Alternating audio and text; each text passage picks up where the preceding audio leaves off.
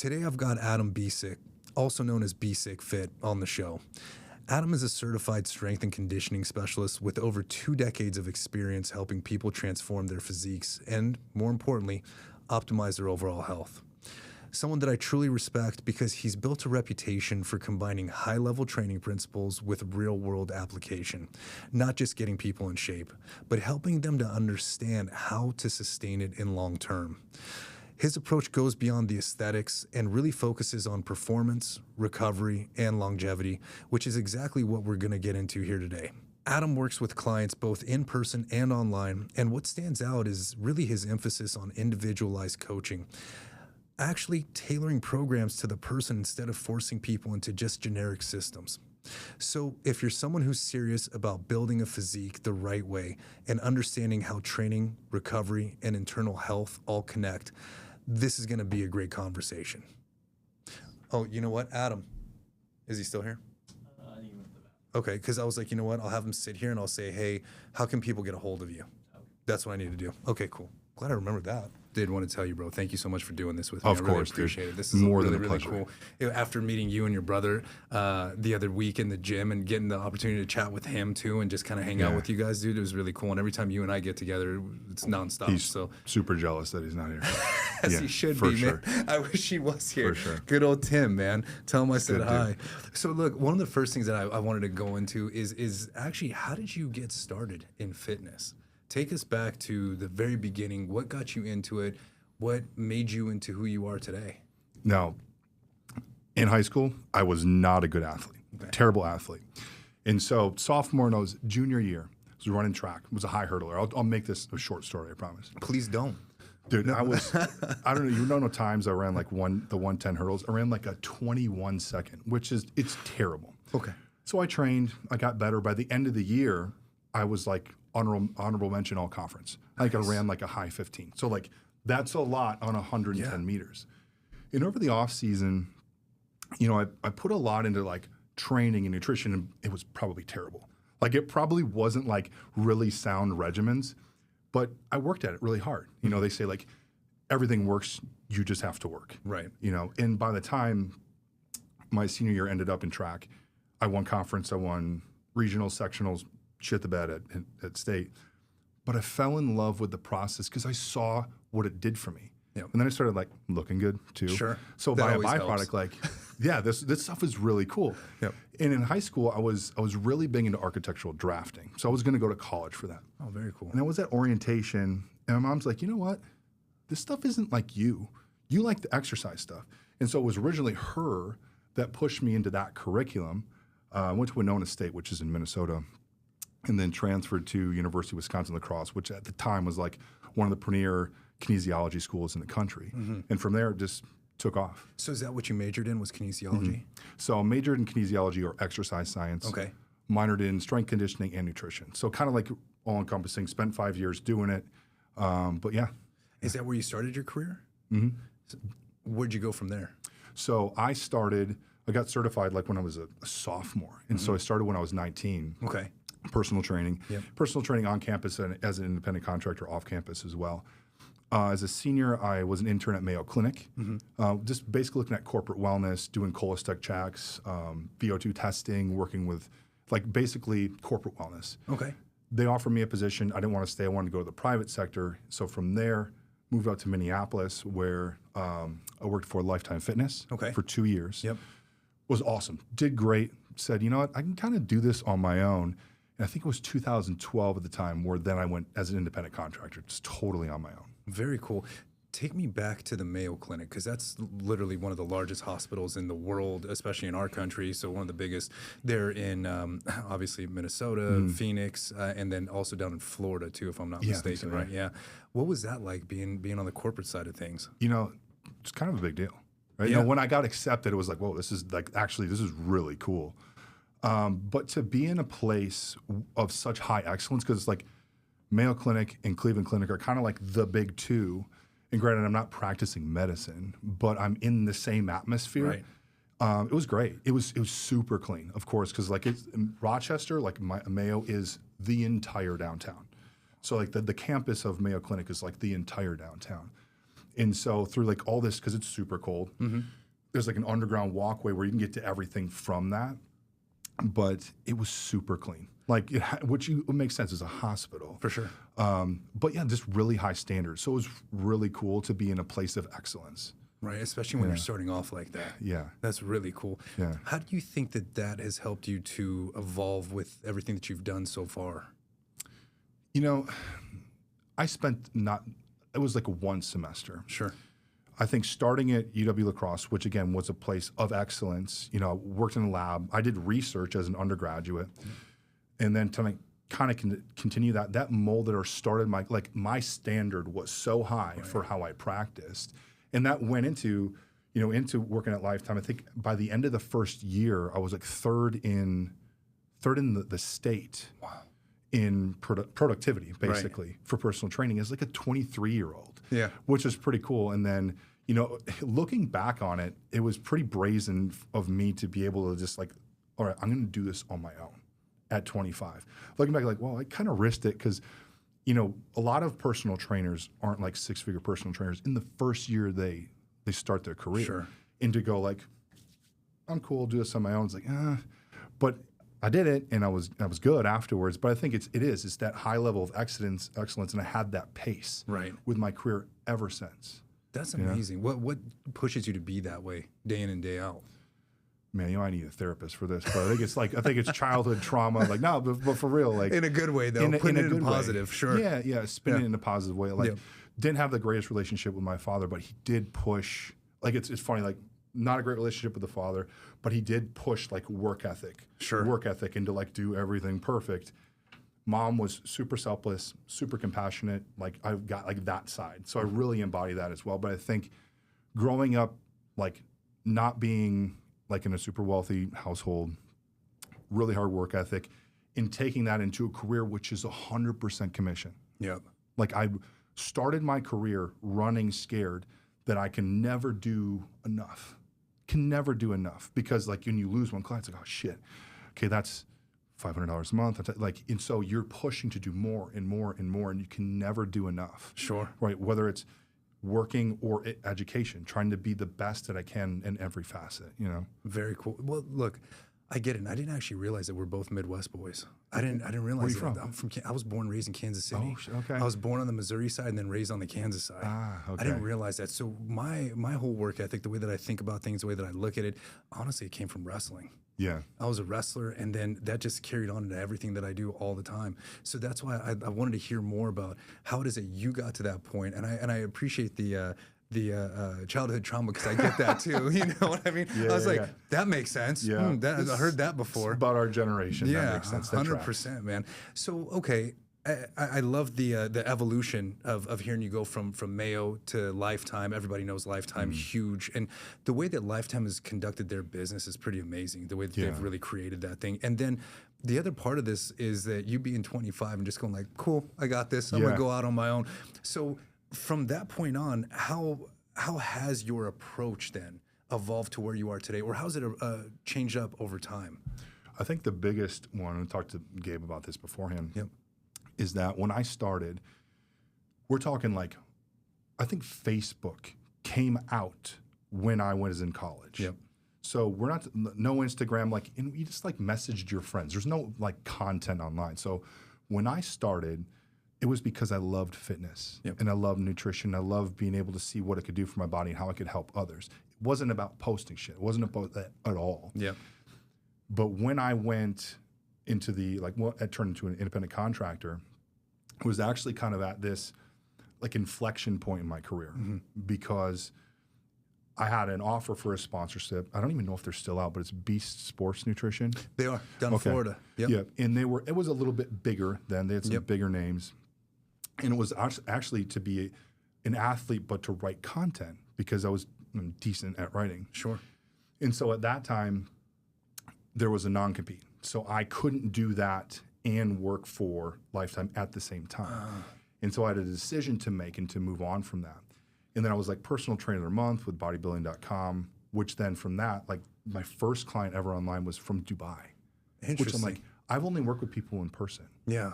I only like used at this time, like when I started, we wrote our workouts on a piece of paper with that carbon copy stuff on the back. Yep.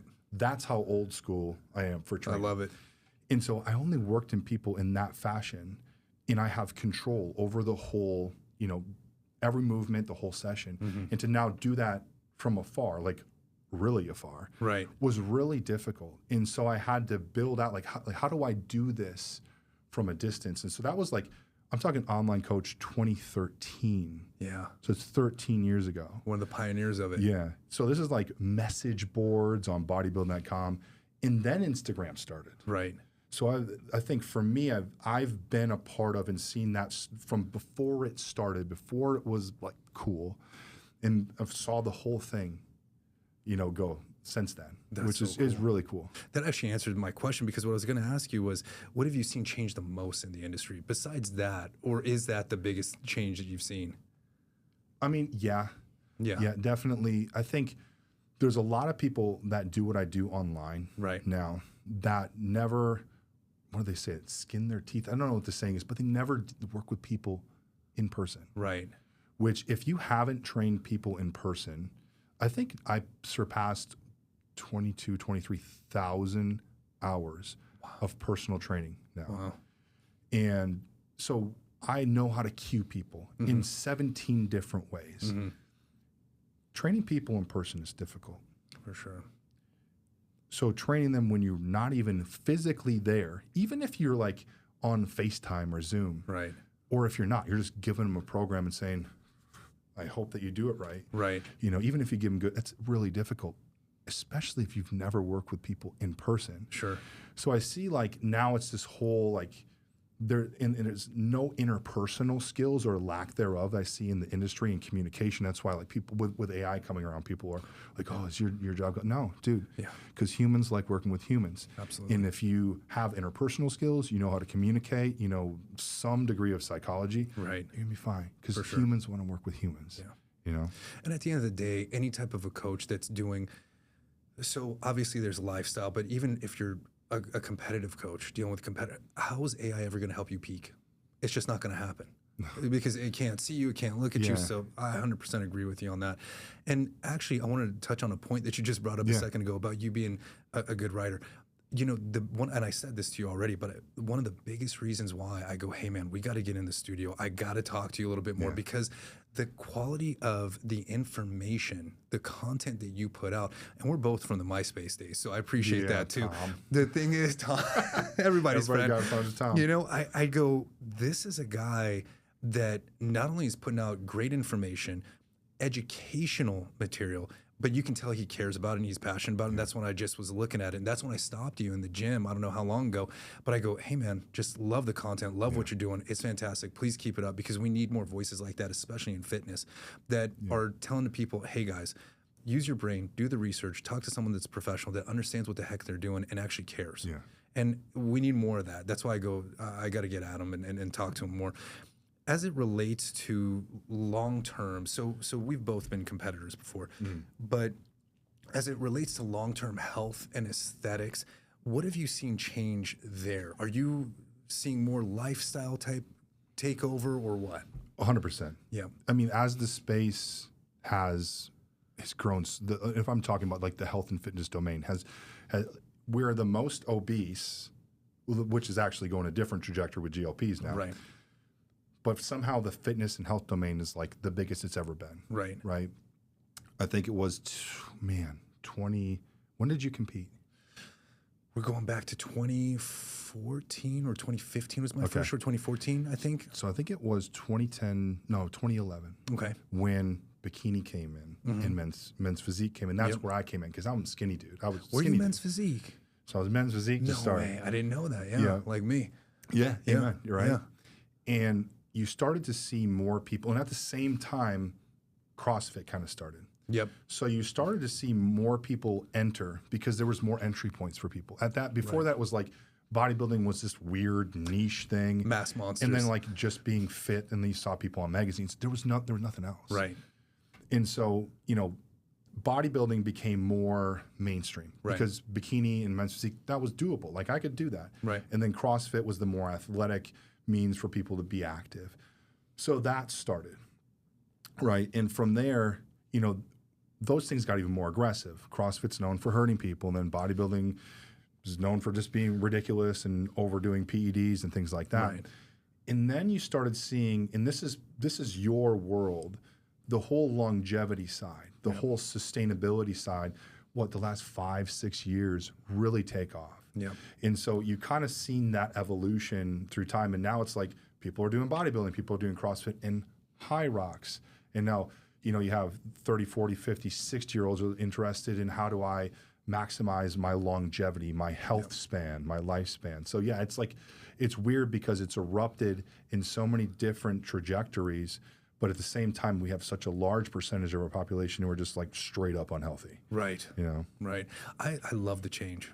I think it's incredible because I was one of the biggest statements I could ever make to anyone when they would talk to me about bodybuilding is I go, look, I need you to understand something.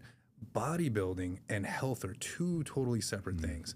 And I hated to say that, but I also want to be real with anyone that I was talking to, especially at the levels of bodybuilding that I was behind the scenes of and seeing what was going on. And I go, look, man, when you're talking to an Olympia competitor and he or she's got to do whatever it takes to do this, it's all bets are off. So the nice thing is that now with peptides just being everywhere and exploding and what we're seeing in longevity is that you can do this and age better and stay healthy and actually take care of yourself as much as you can possible. So let me ask you this then. Because you did touch on it, but when we talk about someone looking fit, can they also be unhealthy at the same time? Oh, for sure. I think you just touched on it, and you said something really important. When you're at the apex or you're elite in any sport, it's not healthy. Right. I mean, look at the gym like the young gymnasts. At 13, they're practicing all year round. Like, to be super fit. And actually, I had to stop myself recently, okay? Because I'm really busted up. Like, from bodybuilding, I went from 175 to 275 over the course of, I don't know, was it a decade, right? Okay. But still, a lot of weight. And I'm not meant to be there. Sure. I got there in certain ways, but I'm not meant to be there. Yep. And so I started breaking down. But I love pushing myself. Sure. I love pushing myself in the gym. I just can't do it the way I used to. This is completely reconstructed. It's gone. Like, I need stem cells for sure. Knees are gone. I can't train to the strengths that I have for resistance training, but I can for cardio. And so I'm like, oh. And this dude actually, if you saw him, you know who I'm talking about, the gym, just did a high rocks competition here in Vegas. I'm like, I wonder if I could do that. So I start running and try to run. I'm like, wow, this is really difficult at 250 pounds. I can imagine. It's like, well, I'm not like super fat. I'm pretty lean and I'm 250 pounds. No, you can't run a very fast mile, Adam. Right. And I'm like, okay, I just want to do this for a really long time. And if I do this competition, I want to do it well. Okay. I want to compete well. Yeah. I don't know that I can do that healthfully. Okay. Because it's just going to break me down again. Sure. Because if I excel at that, there's going to be sacrifices. Anytime you excel in any sport at the highest level, like bodybuilding, like I did, there's sacrifices. And so you can be, and I would almost venture to say, if you are super fit or you excel to that level, you're an elite, it fundamentally probably isn't healthy. Right. And especially we talk about bodybuilding, the use of PEDs, being hyper lean, especially for women, even if PEDs aside. Right. Long preps for contests, getting uber lean, the duration and magnitude of that can make them amenoretic. Yep.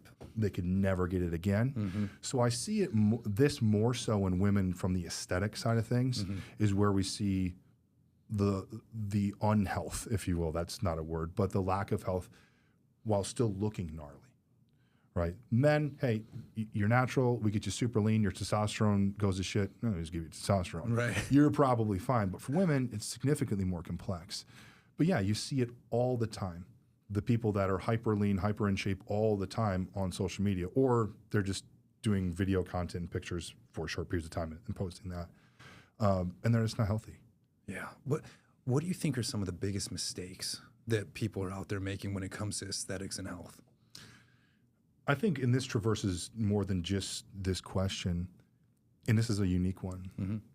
People don't they don't realize you train for an adaptation, Mm-hmm. not to burn calories. Mm-hmm. So when we go into the gym, we lift weights. Are we burning calories? Yes. But people are like, no, I'm doing it to get stronger, build muscle. But when they do cardiovascular conditioning, Mm-hmm. right? Most people, especially talk about bodybuilders, should think about how many calories do I burn? But it's not why we do it. Mm-hmm. When you understand that you train for the adaptation that comes from that stimulus, that stress, you can do it more appropriately. Because what do people do? Just do more, and they do more, and they do more, not realizing you have only so much you can recover from. Kind of like a Goldilocks, like a sweet spot. Not too little, not too much, but just right. Mm-hmm. Or I think that's one major thing that I see, and just in training, if that's the question I see in training. Another one is this almost, I don't even know if it's a pendulum shift to science-based lifting, Mm-hmm. which isn't evidence-based. It's a whole different practice, right? It's so weird for me because I come from science-based. Mm-hmm. I was a trainer on 2 different studies. I conducted my own study in 2008, published in 2010. I'm science-based, Mm-hmm. but I don't relate with the current trend in what science-based is, right? Because if we want to look at good practice, it's evidence-based. Uh-huh. It's 3 prongs. One is science, Mm-hmm. taking what we know from literature. One is our experience from our practice. And the last is the client or the patient, Right. context specific. And we make all of this data or all this content online about, this is the right angle to do this pull down. Like, bro, you are 160 pounds soaking wet. You read one article. You've been doing this for 3 years. Just please wait a little while, maybe put some muscle mass on Right. before you start making content about how to build muscle mass. Right. Or at least help people do it. Mm-hmm. Right. So you have, because in our right, wrong, or indifferent in our industry, first impression is how you look. How you have to look the part. Doesn't mean you're competent, Right. but you probably should look the part. Right. But then you should also have, which shows you probably have a level of experience. And then if you're going to give recommendations, you should probably work with people and have helped them. Right. Right. So I see a lot of it, just to walk it back, is I see this really big science-based approach to things without actually working with real people. Mm-hmm. Because it all falls apart in practice. Right. Science falls apart in practice, right? It's always N of 1. Who are you talking about? You won't find me making content because what sells? Short, quick, radical things. When the right answers are nuanced. Mm-hmm. It depends. And so that takes this type of content to make it. Most people don't have the attention span for it, but that's the right answer. And so I think that's also a thing we see is like, I'm gonna make whatever content is gonna sell, is gonna get engagement, irrespective if it's right or even if I know it's right. Right. Right. You touch on something with the study that you did back in 08 to 10. What was that? It's crazy. I remember this. The effects of plyometric training on running economy and recreational endurance athletes. So you ever see like people running on a treadmill and they got that big mask attached to them? There's a guy on it. I was the guy on the computer. And so it basically took athletes, if plyometric training is basically jumping, bounding, like that kind of stuff. Did that for 8 weeks and then saw if their running economy was better. And it was slight, but it wasn't long enough. In have you done research before? I've done only the research on actual peptides. Oh, okay. That's how I've done. Yeah. So the way research works when you're working in a college setting is you have to recruit from around the campus. You only have the people that are there. Okay. Right. And so it's not as easy. Like everyone wants a research study on this and that and this and that. And when someone actually has done research, you realize, wow, this is really kind of tough. He's got to pass IRB approval and like there's all these steps to it. And yeah, it'd be great if I had especially if we talk about diet and exercise. Mm-hmm. And we're talking about trained people. Mm-hmm.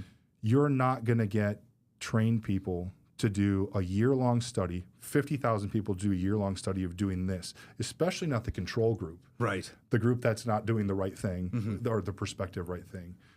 And so that research was great. I got to go through that process and I got to learn the back end of that. I worked in the lab. We got to do all that kind of cool stuff. We had a DEXA machine there too, super awesome.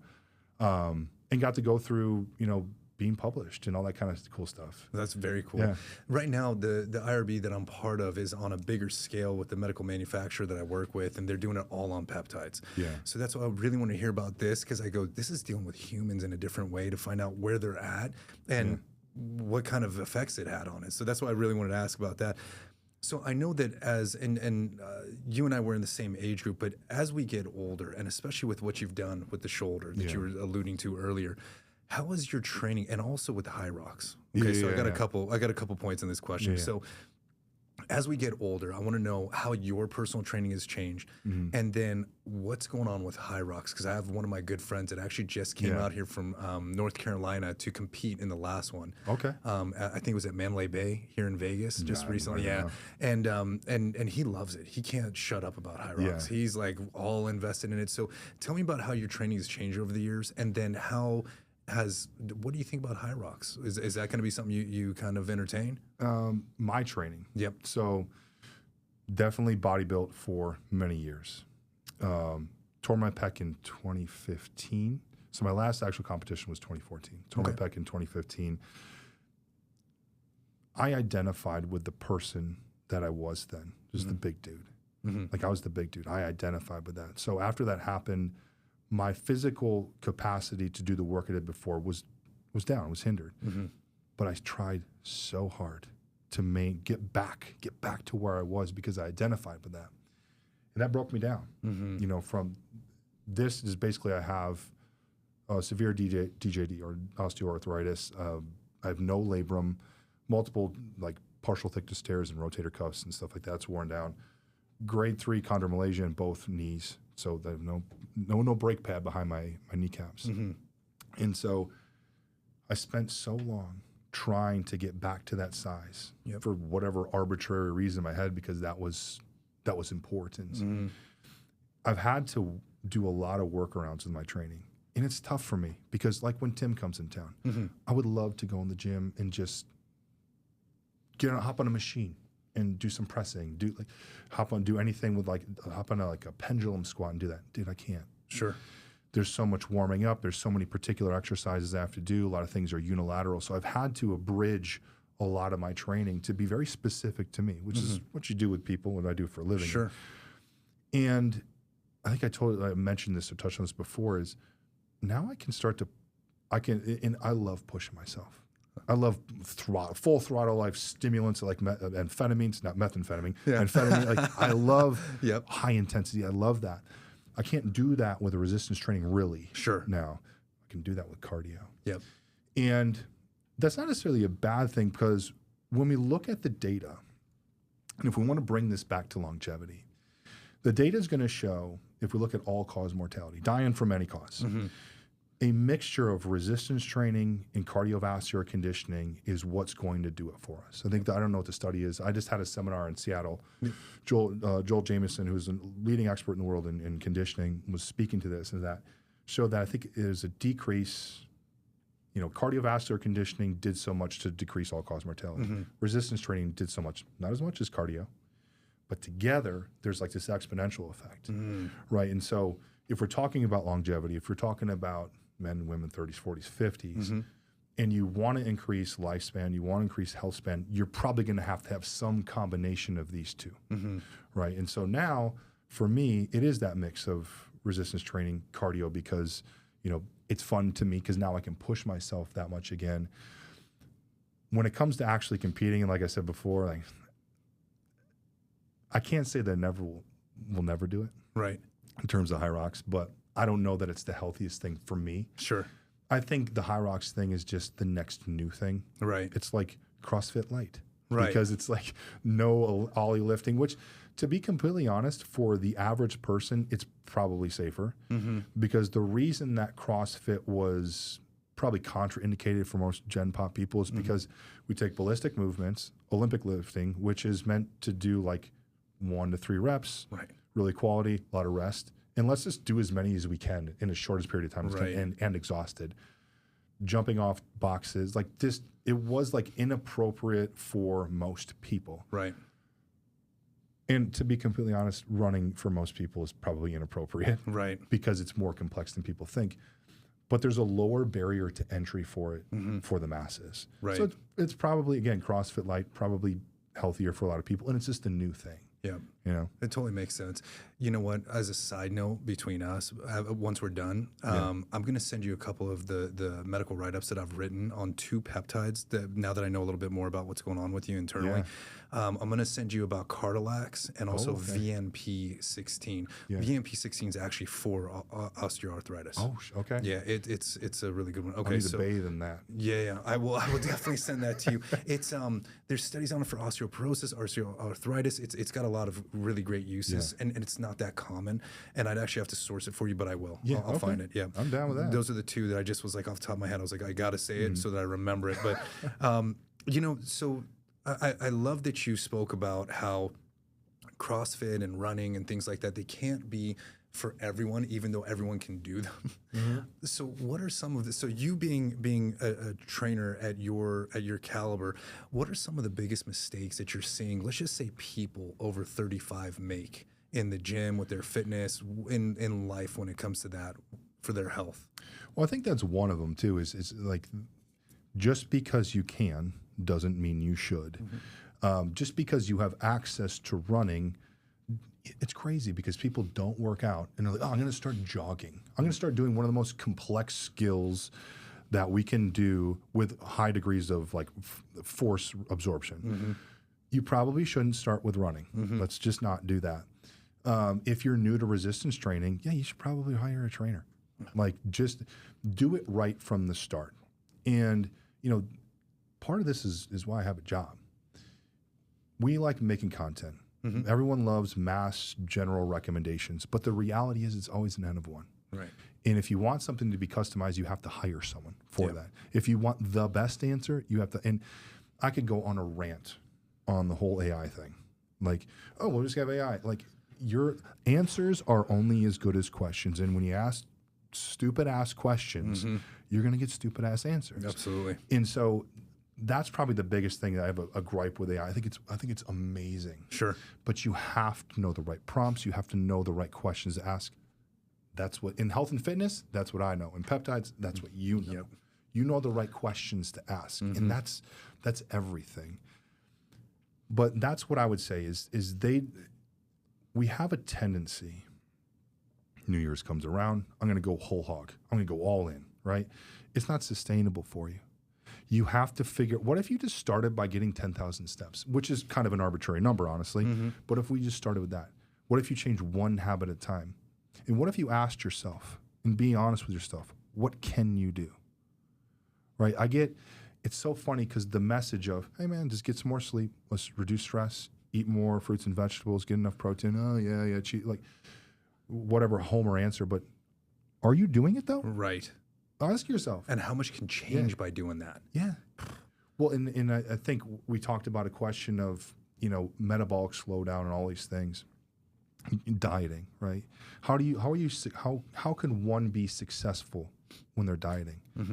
And this goes back to, I think, 2018. I had a Muscle Nerds seminar in Atlanta. Luke Lehman, amazing dude, super brilliant dude, uber brilliant. You know, reads backwards, like the book backwards, type of brilliant. Yep. Yeah. And he had this concept of prepping to prep. Hear me out. What if you did this before you did a diet to like lose fat or cut? Instead of just trying to go in this deep deficit, what if you made sure you got 8 hours of sleep? What if you made sure you got, you know, enough fiber in your diet?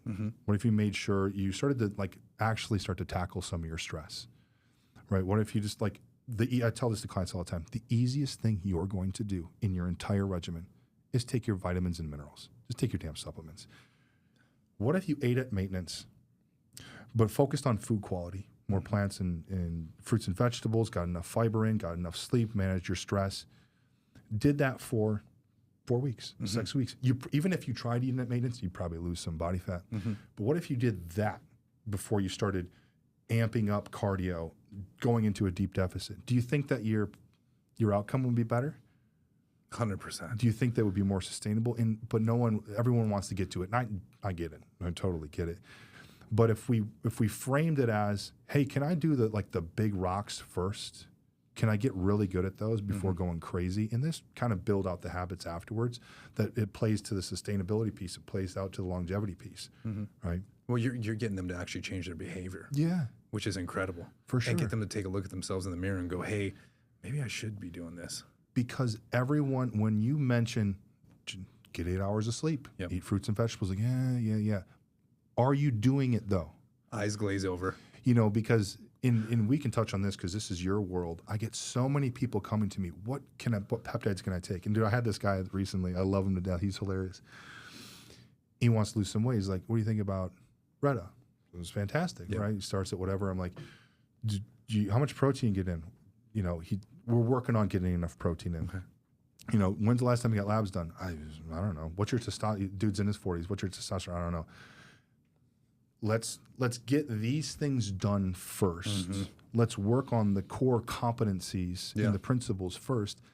And then all this other shit works so much better. 100%. So much better. 100%. Yeah. And that's one of the biggest things that I appreciate about you is that you actually will talk about lab markers. You'll talk about blood work. You'll talk about, hey, what should they be? What should we be looking at? And then where should they be to be optimized? Yeah. So how do you do that approach for your clients? What does that look like for you?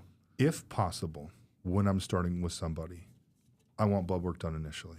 I'm not a doctor.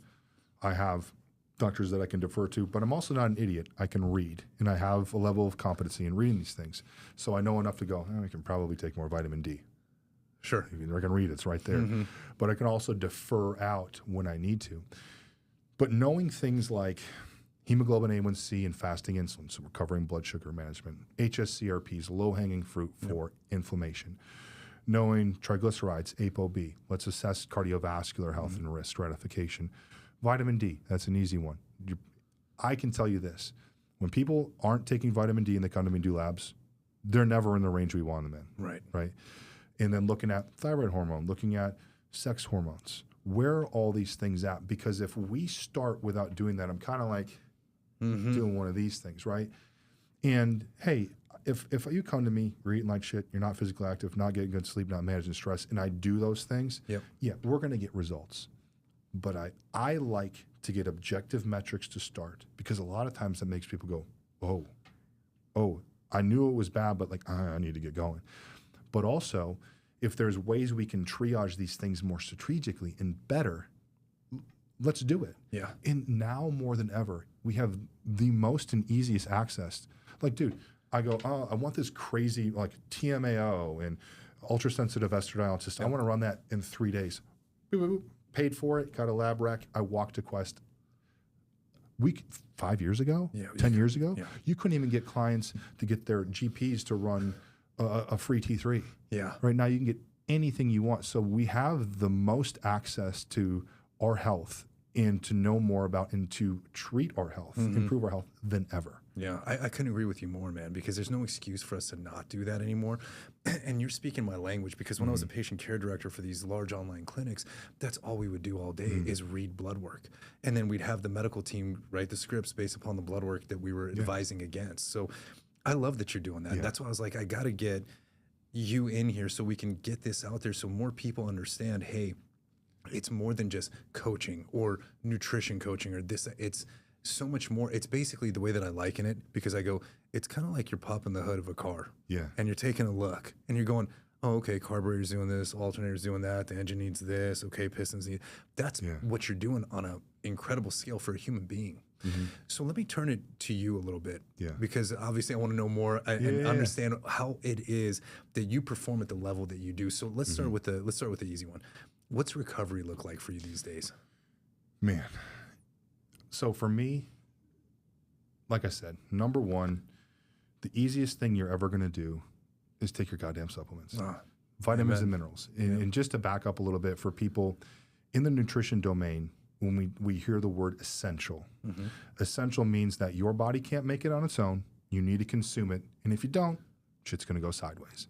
Right. So vitamins, minerals, essential fatty acids, essential amino acids. Now, you're going to get your essential amino acids if you get your protein. Probably going to have to supplement with something like fish oil to get your EFAs or essential fatty acids, but take a multivitamin, vitamin D3, K2. So I'm covered on my supplemental basis, right? I do what I can to get the best sleep possible. I got an 8 sleep, one of those like real those are the expensive, best. swanky Yeah. things. Like, dude, I sweat. Dude, there's been like, especially when I was taking more PEDs, Yep. like the sheets would be different colors. For sure. Like, but Metabolism's on fire. And this is like, I don't know if 8 sleep would want me to promote them this way, but like, I never sweat. I get the best sleep. That's amazing. At the same time, I use an Oura ring to track it, and we can talk about wearables because that's a whole nother thing. I wish this is such a bad thing, like the way that I word this. I should be better at more parasympathetic work like meditation, The breathing. breath work. Yeah. It's easy, it's simple, it's super low-hanging fruit, and it works. I need to be better at that. You and me both. You're in good company with me. Trust me. For sure. I know better too. I get it. And I've always, like, at 18, when I got into this, I have a whole backstory that we can talk about in terms of like getting super neurotic when I fell in love with this stuff. Basically, long story short, I got super lean. Like I said, I worked in a lab. Just how I was normally hanging out with diet on a DEXA, because I just, they needed someone for a study. They pulled me in. I was a 4.1 on a DEXA. Naturally, just hanging out with my diet. And dude, like, Chris Dodge, the guy that ran the lab, was like, we haven't seen this low before. You were walking anatomy chart. That was like glutes were just Yeah. And so I got super neurotic with this stuff, and I've been really good with diet ever since. Sure. It's people are like, how do you just eat like the same thing every day, or like? And I have diversity, but my diet's really good. 26, 27 meals out of 28 in a week. Are rock solid. They're just consistent. Now, I'm lucky because I'm naturally skinny. I got a fast metabolism, so I can take in 3,500 calories to like maintain or lose weight. So I'm lucky in that sense, but my diet's good. My sleep's pretty damn good. I'm making sure I'm crossing, dot my I's, cross my T's with my vitamins and all my supplements. I got way too many bottles of supplements, right? Taking peptides as well. Yep. Testosterone replacement therapy, right? And so I'm covering a lot of bases in terms of recovery. I can always be better. Like more on the stuff, like I'm good on the passive stuff. Sure. Whether it's taking an injection, whether it's laying on a bed that's super expensive, taking supplements, like all the passive modalities I'm good on. I just need to be better on like the actual meditation parasympathetic. So that's what you would say is the most underrated tools in recovery. The meditation stuff? I don't know if it's the most underrated, because I think there's a level of cognitive dissonance that people understand that meditation and breath work and stuff like isn't like woo-woo anymore. It's like, yeah, this actually works. So I think I don't know if it's underrated. I think it's underutilized. There we go. Because it's like I go into the gym. I want to rock and roll. Sure. I want to go. Yep. And when I'm done, I'm doing my abs and calves at the end because I kept them to the end. Right. But now I got to scoot because I got to get home or I got to get to a client. I didn't do my breath work. I didn't do the thing that it takes 5 minutes or 10 minutes to just go do. And that's most people, probably everyone, would benefit from doing that. Or just like, even when you wake up. Yeah. Wake up, woosah. Like like seriously, this is it's funny because we're always like the exception to the rule. Yep. This is what I tell my clients to do, especially if we're doing like blood pressure readings. Okay, wake up, go to the bathroom, poop, pee, weigh yourself. Okay, sit down on your chair.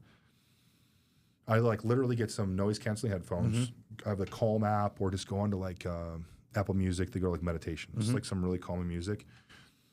In through the nose and then purse lips. Out through the mouth, like 2 to 3. Like just go through that cycle for 5 minutes. Yeah. 5 minutes of your day. Do that. And then I obviously have them do blood pressure readings or whatever. Sure.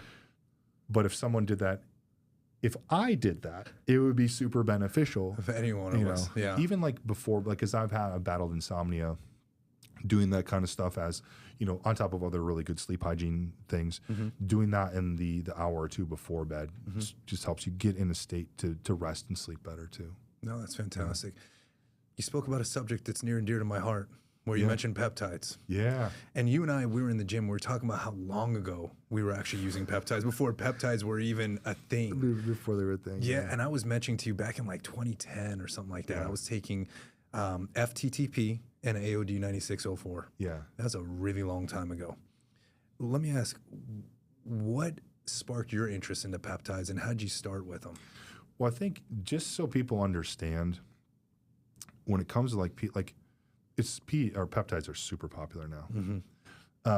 But back in the day, if you're someone who takes like PEDs, performance enhancing drugs, we're talking steroids, we're talking, clenbuterol, stimulants, all that kind of things. The channels by which you get things are hairy, right? Yep. And the gray market, if you will, existed then. And so, like, let's say you're taking excess testosterone, you need to take, something like an anastrozole or Arimidex. Well, where do I get that? Well, I know like the dude that I see at the gym can give me tests, but like, so there was this gray market where you could buy what we call like ancillaries. Sure. Whether it's like tamoxifen, anastrozole, all the estrogen blockers and things. All these things in like a liquid, which tasted disgusting. Horrible. Right? Yeah. But on those same sites would offer things like MT2 and all these other things. And like, here's the deal. I will treat myself like a guinea pig. I'm not going to lie. Sure. At my expense sometimes, just because I'm interested, but also I can speak to it to clients and to other people. Right. And so at that time, probably like you did yourself, I'm like, okay. And we're like Googling this. There's no AI at the time. Like we're just searching the internet, hopefully to find something that's probably incorrect anyways. Right. And like, oh, well, it does this. I mean, I want to look better, so let's try it. And so that was kind of, that marketplace was kind of the indoctrination. I think MT2 is probably the first thing, and they had like SARMs, which was Austrain, and we talked about like that. I remember like my peripheral vision. The YK like, and all this stuff. Yeah. Yep. I'm like, okay, this is probably not a good idea. But, like at that time, and I was young, I probably didn't make the best decisions. Sure. But also wanted to excel.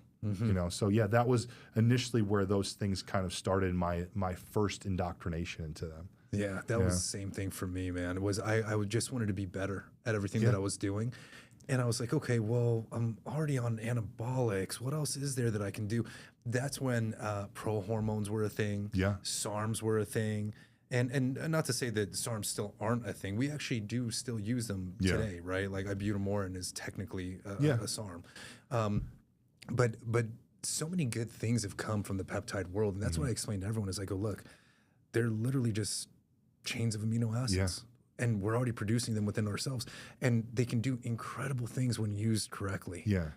Is this something that you speak about with your clients as well? For sure. And this is really important that you ask this.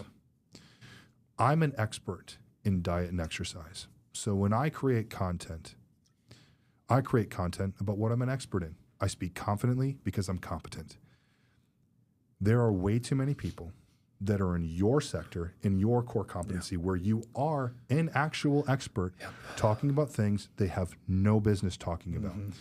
And I recently made a post about this, and they're like, oh, this works, that works. I'm like, no, I get it. It's not about the thing. It's not about, it's the message and who it's coming from because it's not their core competency.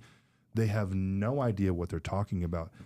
The peptides in and of themselves are relatively innocuous and insofar as like they're not going to hurt you. Right. More or less it's the sourcing, as you know, where is it coming from and the other stuff that might be in there. Like if you have too little BPC 157, nothing bad is going to happen. Right. Even if it was just expensive backwater. Nothing's going to happen. But if it's an unregulated market, you don't know what else is in there. And so that's why, you work on these channels where it's like, okay, these things are amazing. And it's only going to get better. We just have to have the right channels by which we acquire them. And so, like we said, I've been taking this shit for 16 years. So I have an understanding. I can read and I know what these things do and mechanistically and theoretically. So when clients ask me, of course, there's always a disclaimer like, understand this is what we're working with. It's on this is your choice. But yes, so I work with them on all those kind of things, and people like yourself I can defer to for dosing and all that kind of stuff and help them with it. But what I don't do is go on Instagram and start talking about MOTS-C dosages and stuff like not because I don't know what that can do or I don't think it's efficacious, but because it's not a core portion of my practice or a core competency. I would rather do this with you. Ask you what it does, give recommendations, and then show that to my client. Right? Because for sure, in my practice now and ongoing, they're going to be used. I'm probably just not going to make, long form content talking about Right. their efficacy because this is not my wheelhouse. You know? 100%. Well, it's the same thing with me, right? Is like I'll say very easy things about health and fitness, but Yeah. I don't go into it. Just like how I love this point that you're making, because I'm the same way. Some of the content that I shot in here, even I'll literally say, hey, you know what? If you fix other things like stress and sleep and your nutrition, the peptides will work even better for you. That's what I'll leave it as, right? But I never go into it because you're right. That's not my core competency. I'm all about the peptides. No. Dude, that's so huge. And that's one thing, just one short note on that is this. I have so many people who ask me questions about peptides that aren't, and we talked about this just a little bit, that aren't doing the other things. Yeah. Make sure you got your shit together with your sleep, your diet, a lot of we talk about all these different peptides that improve mitochondrial biogenesis and function. Right. You know what else does? Exercise. Yeah. So, what if, just hear me out. What if you got your sleep, you ate fruits and vegetables, got a lot of polyphenols, antioxidants, got enough fiber, you did enough aerobic conditioning, resistance training, and took your supplements, got your vitamins and minerals, but then you did peptides on top of that. Imagine what your results would be. So it's like, I tell this to people all the time, this analogy. Everyone knows baseball, right? Make contact with a ball. Where do you run first? You run to first base. Yep. Everyone's trying to run to third. Yep. Okay, let's go order of operations, one thing at a time. It's fantastic. And peptides are amazing. Yep. But they're third base. Yep. They're third base. Let's get you there so you can start utilizing them and get the actual benefit that you're looking for. Absolutely. No, that's fantastic, man. So I want to talk more about you and the trainer, the coach that you are, right? Because I want people to understand this, because the level of depth and knowledge that you provide, and we're going to definitely get all of your socials out there, because I want people to be able to find you, listen to you, speak with you. What are let's talk about some of the other misconceptions when it comes to fat loss. Let's start with that one. What's some of the biggest misconceptions where people go, hey, Adam, I just want to lose weight.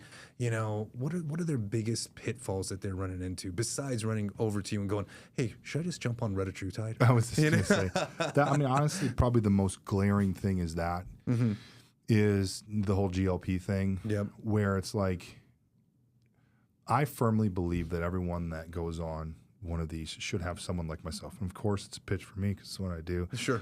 But at the same point in time, what do we hear about these medications? Oh, they cause bone loss and muscle mass loss.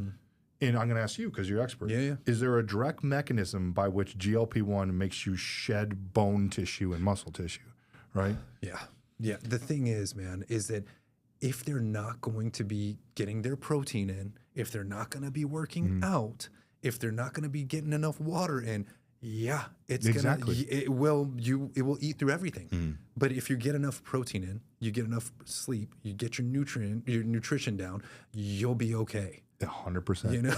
And so you see, what do they call, like the Ozempic face? The Ozempic face, And even like Ozempic genitalia, it was really weird. Wild. What would happen? Hear me out. What would happen if you just stopped eating altogether, didn't resistance train? But we've had a history concentration camps. We know what happens. We know what happens. That's what's happening. But the same thing goes for, and I talked about this before, like the prepping to prep for fat loss. We go from how do people do this? First of all, when someone wants to lose fat, what happens? I'm going to start on Monday. What do people do when they're going to start their diet on Monday? They eat like an asshole all the way up into it. And they go from 0 to 100. And so I think probably one of the biggest things is not focusing on the core pillars of fat loss that are going to help you sustain that fat loss. Because the reality is, I ask people all the time, let's say we get you 20 pounds of body fat. Do you want to keep it off? Yeah. Okay, so if the means by which we lose that 20 pounds of body fat, we can't at least build out into sustainability, you're not going to keep the 20 pounds of fat loss, of weight loss. And so this whole idea of doing the right things, prepping to prep, if you will, or just not trying to go from 0 to 100 with fat loss. Like you do no cardio at all, now you're going to do 10 hours a week. Let's build you into it. Work on the things that are really like low-hanging fruit, super simple. There's got to be some other answer than the easy stuff, right? That's why everyone's looking for a new diet. Right. Because it can't be their adherence. It couldn't possibly be the fact that they didn't stick to a diet before. It must be the diet was bad. You know, it's because you didn't do something that was sustainable. It's your adherence. Everything works if you do. You know. So what is your approach when it comes to nutrition for someone that's performance, right, or lifestyle, let's say, versus aesthetics? How does that work for you? So when you say aesthetic, I'm going to assume that means someone who's an aesthetic competitor. Yep, Bodybuilder, the looks. Someone who's going to redline it to a level of body leanness or low body fatness that it inevitably is not going to be by definition sustainable, because that's their apex of their journey. They're competing and they're going to only be there for a little bit. Yep. The diet that I have for them at some point in time is going to be, it's not something you'd want to stay on. Sure. Right? You've done it before. You've done it before. It's Yep. like, ooh, this is Many times. You know, I remember there's a guy, that great colleague from back home. He'd have this, he called it lean and green. Like dudes would eat like white fish, chicken, egg whites, and green vegetables. That's it. Yep. Oh boy, that's The not tilapia and sustainable. asparagus diet. Not sustainable. And I'm not saying that's what I would do with all competitors, Sure. but there's going to be a point in time when you're trying to reach that level of elite body composition where your diet is not going to be sustainable. Yep. It's just not going to be. It's not healthy to do that. When I'm approaching someone who wants to just get healthier, Yep. right? We have to work on what you can continue to do. That's not to say there aren't going to be periods of time where we do something that's like, I don't say a little more radical, but a little more strict and rigid. Sure. Right? Hey, let's get some body fat off. Let's get some wins. Let's get some, I want you to be motivated. Yep. So where we start, or these little sprints, I might call them, might be not a sustainable thing. Sure. But inevitably, we're going to land on things that you can do for the rest of your life. Right? So when I work with people, it's like, okay, you drink, and that's probably with like, because I work with a lot of men who are in their 40s and 50s. Sure. Like, oh, I drink like, I don't know, 10 to 12 drinks, 15 drinks a week. I was like, okay, Wow. you know, if you just didn't do that at all, Right. you wouldn't even need me. Right. But I don't expect you to not drink at all. Right. Let's walk that back. Sure. And so I just tell people, in order for us to achieve your goal, most of the time we just have to work on being better, not perfect, Right. better. And I use these numbers all the time, but not everyone eats 4 meals a day, but it's just easy math. Sure. For most people, if you eat 4 times a day, it's 28 meals a week. Simple math. I'm not good at math, but that's pretty simple. If 26 of them are rock solid, Yep. you're probably going to find your goal. Yeah. Can you do that? Can you wait till the weekend to have a drink or 2? Yep. Or can you live with that? Like, you know, I know there's, was it resveratrol? I can never say it. Resveratrol. Yeah. In red wine. Yep. But you don't drink it every night. That's Yeah. not what we're going to do, right? And so, yeah, I work out on a habits-based approach. A lot of times, you know, and this is a contentious thing, and I'll make this short. You know, there's the whole, if it fits your macros, Yeah. you know, all that kind of stuff, and tracking, and you have to be really good at tracking your diet if you're going to do if it fits your macros. Otherwise, you're just doing if it fits my face. Exactly. Right. So, you know, tracking and hitting your macros, it's a skill. Right. If you're doing different foods every day, it's a skill and it takes a lot of time. You know, it's not as much of a skill. I write you 4 meals with these weights and you just make it and you just do that. And meal prep it. So even though it seems like a meal plan is more rigid, it's significantly more simple. And for the average person that's starting, sometimes that's the best thing to do. Yeah. And I actually have them alongside that track Yep. because they learn that competency so I can build out a more liberal diet over time. And then eventually that tracking, that learning, they go, oh, they can look at a plate and go, okay, looks like 6 ounces of meat. Eventually they can just keep doing it. Right. But there's a level of that learning that goes along that time frame. Totally makes sense. To this day, I still meal prep. Yeah. Week after week, man. And it keeps me on the straight and narrow because if I don't, then I'll go, that pizza kind of looks good. Let me just grab something that. I don't understand people that don't. Yeah, right. Like you just going willy-nilly out today and you don't know what Yeah. you're going to eat for dinner. Like I know that's what the average person does. Sure. I know that's what probably a normal person does.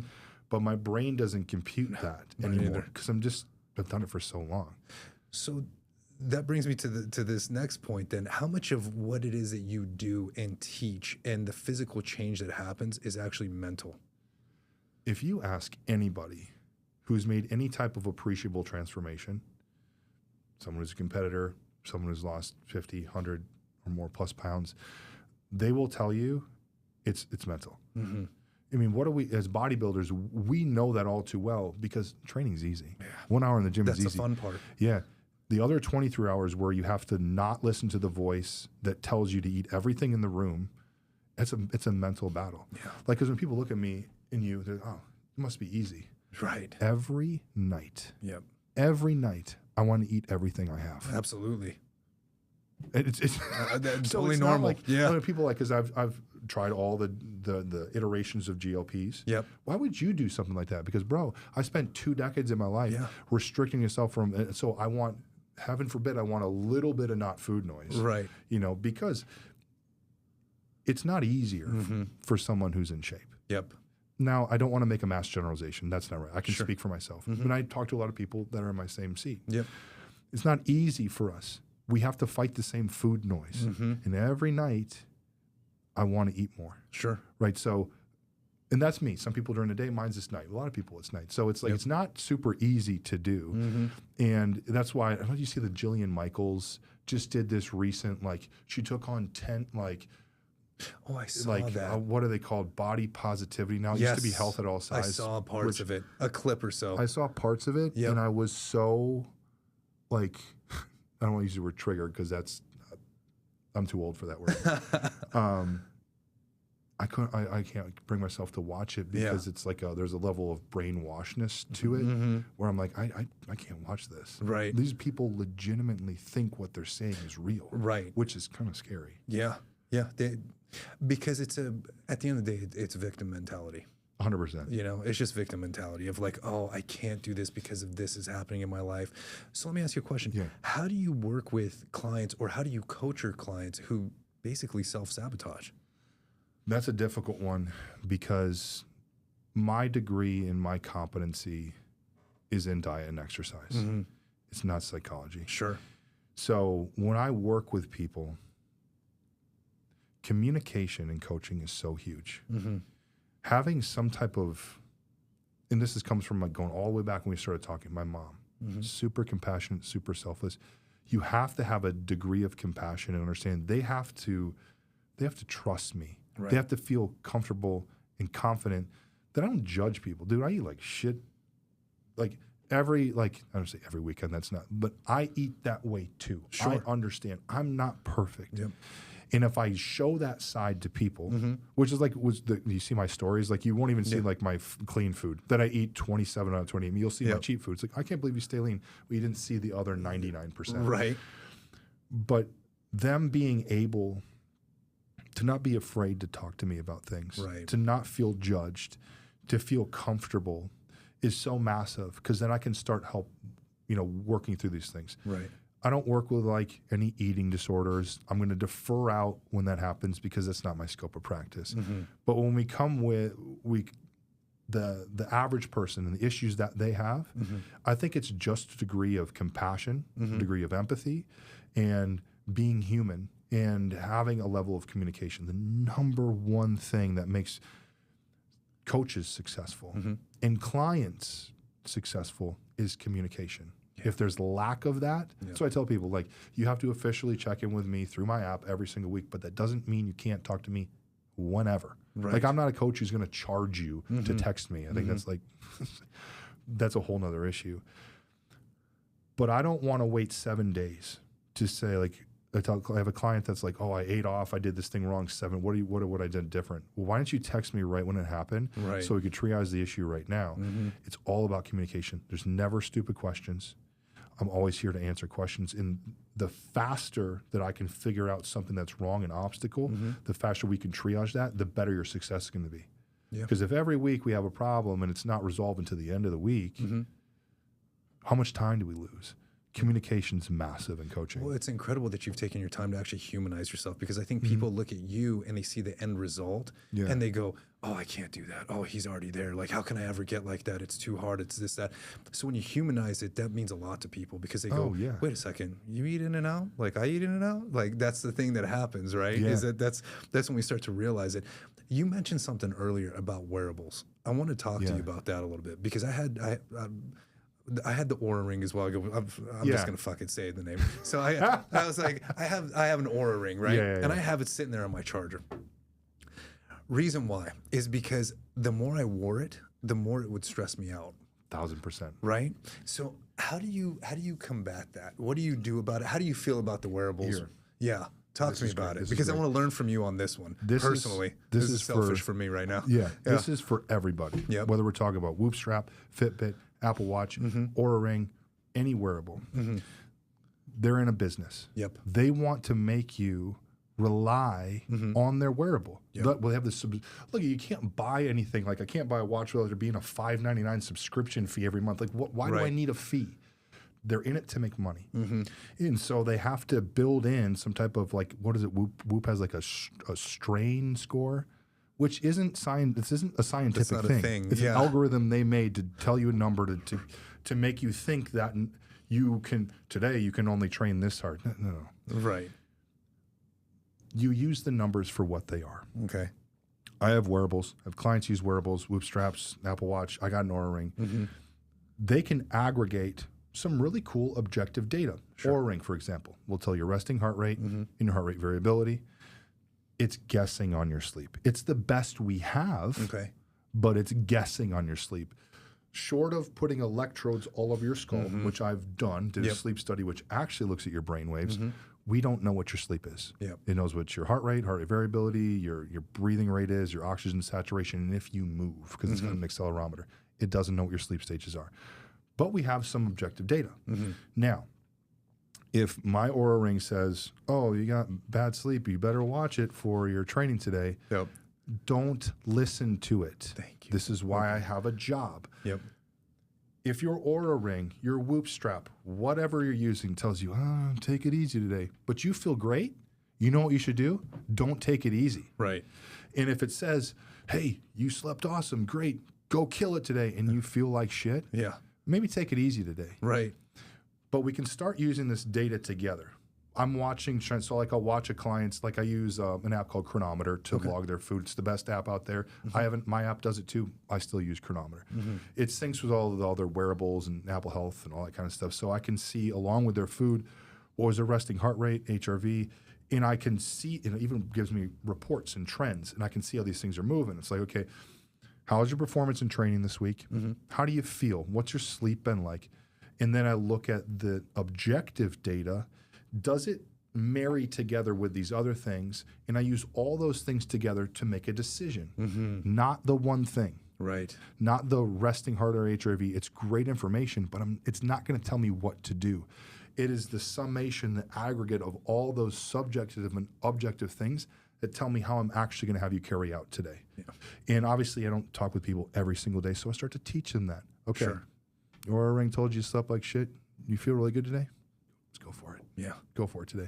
We'll pick things up when I'll make decisions with your check-in this week if we really have to. But yeah, wearables can be great for the data that you actually get from them if you know how to use it. Right. Which most people don't. Yeah, I'm one of those that I don't. But now that you've said this, I'm gonna give it a try again. I'll put it on. I'm gonna report back to you in the gym and let you know what it's all like. I can help you work on your mobility too. Oh, you know I need that more than anything, dude. I saw you stretching. I go, oh my god, dude. And I was a wrestler. That's how embarrassed I am. I go, I was a wrestler. I used to do bridges. I could get pretzel, no problem. Now it's like I barely move, and I'm going, oh man, I got to work on this. And it's funny you said that, because I definitely need the help in that department. One last question for you. What are you the most excited about when it comes to health and fitness moving forward today, in the present, and in the future? I don't know if it's any one thing. I'm going to give you two answers. Number one, I love what I do. Absolutely love what I do, and I love learning. Like I said, I just came from a seminar this weekend. I love learning about diet and exercise, supplementation, lab work, peptides, all these things, because it's an ever-evolving thing. And I'm never ever going to be able to be an expert in every single thing or consume everything. So I'm excited about all the new shit that's going to be coming out in every avenue and niche of what I do, because I'm a generalist. But selfishly and personally, I'm most excited about regenerative medicine because I'm so broken. So whether it's, I think I sent you over it's a Joe Rogan podcast with, I forgot the Brigham Buller. And he was talking about some of the regenerative medicine stuff. I know Dr. I think it's Adele Khan at Eternal Health. you know, the Muse cells and all these kind of things where it's like, I'm excited to be able to partake in that, to get back some of the decrease in functionality that I had, and to extend lifespan, health span, and to be able to do what I love for many more years. Because I don't need to be the best. I don't need to be the leanest, the biggest. I just want to participate. Right. That's the biggest thing for me. And so I'm most excited about where regenerative medicine is going and it being accessible to more people. Because right now there's some cool stuff out there, but it's like finding the right thing and then how much it costs. That's the gatekeeper right there. Yeah, that's a big one, right? Because you can even go out of the country right now and get a bunch of stem cells put in you for anywhere between 10 to 30,000, right? Here, stateside, you can get a vial of BPC for less than $100. Yeah. You know, and depending on what you know to do with it is what's going to really help you come along. And if you've got the right people around you that can educate and train you on it. And the number one thing that I heard from you right now, man, is the passion. And I appreciate that, because that passion is what translates into everything else. Because when you're passionate about what you do, you love what you do, and you go, you know what, man, I want to be better at this every single day because I love it. So I want everyone around me to love it too. And that's what shines in everything that you're doing, bro. So I appreciate it, man.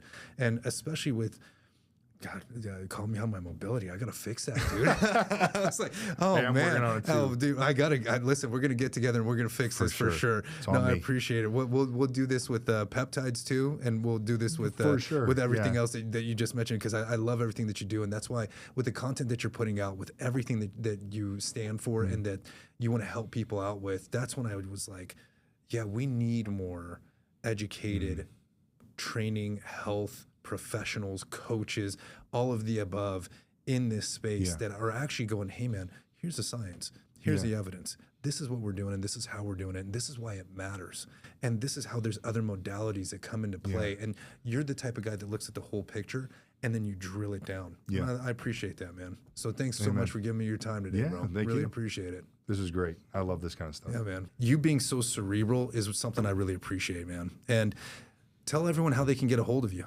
So you can catch me at the phonetic spelling of my last name, which is Bisek Fit, basically at everything, whether it's at Instagram, at gmail.com, on X or Twitter. Any of the handles, it's Bisek Fit, just as you spell it out. Perfect. Thanks again, man. Thank you.